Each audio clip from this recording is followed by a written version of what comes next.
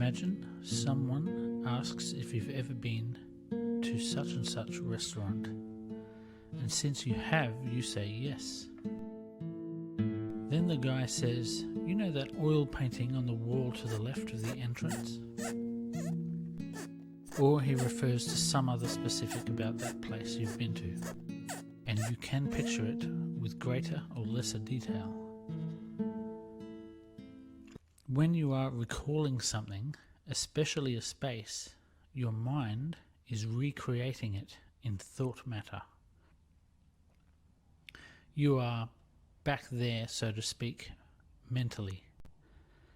If it couldn't, it would not be able to recall it. This shows that if we were to turn on ourselves and look inwards at our own minds, we would see something like a chameleon or mimic that has no form of its own. The mind automatically takes on the form of whatever is around it. If you are walking down a street, your mind looks like the street, sounds like and smells like. The form is recorded so that you will remember the street. Remember that street? Remember the way to that place? Those questions are trigger words that make the mind transform into that place later. Like how people say, "Don't think of a banana." This phenomenon actually contains a secret of repetitious prayer or hesychasm. If we try to look inside ourselves, what we see is the same as what is outside ourselves. The world inside us looks, sounds, feels, etc. like the world outside us. The exception is when you are standing in a restaurant but thinking of the street.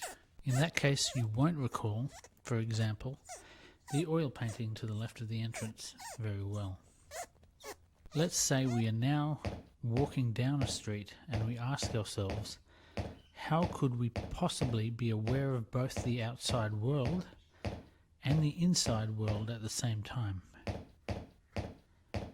Usually we need to sit down in a quiet room to meditate, and we need to stop meditating when crossing the road.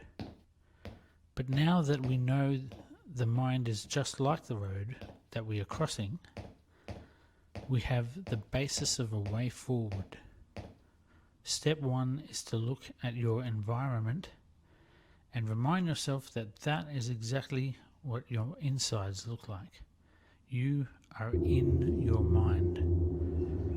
You've rarely been outside your mind, so now you can look at both worlds simultaneously. The next step is awareness of attachment and aversion, which is to say, desire and emotions. You don't just recall a painting to the left of the entrance, you also feel something about it. The mere mention of it, let's say, angers you because the restaurateur stole it off you, or because it depicts a political sentiment you disagree with, or let's say the thought of the painting fills you with happiness and melancholy because you knew the artist or the subject of the painting and wonder where they are now. In the place you are in, there are often people around who make you feel a certain way. Looking outwards, the people are at a distance, or, in other words, not you. But while you look literally away, the emotions have snuck inside you. Looking inwards sees them personified, taking forms, whether the forms of people or objects, or so on. Imagine you are nervous because you are about to go out and give a speech to a hall full of people. You walk out onto the stage and see a huge crowd and feel terrified. If you pause and look inside yourself, you will see this emotion of terror personified as a crowd of people. They don't cause the fear, they are the fear. Emotions now have forms. The good thing about the fear inside you is this: if you can stand apart and see it, it is not you. It is not self. The fear is now exorcised with this technique. It's like a kind of aikido. The effect is almost like siphoning the fear out. Fear was inside you when you were looking outside at people. When you looked inside at the fear, you were suddenly free from it because seeing it as a crowd revealed it to be at a distance. An eye cannot see itself. The realization is that you are not your thoughts, nor your feelings. It is not a philosophical concept. It is a practice and a perception in real time. You are not interpreting later what happened. You are holding this practice and technique while it's happening.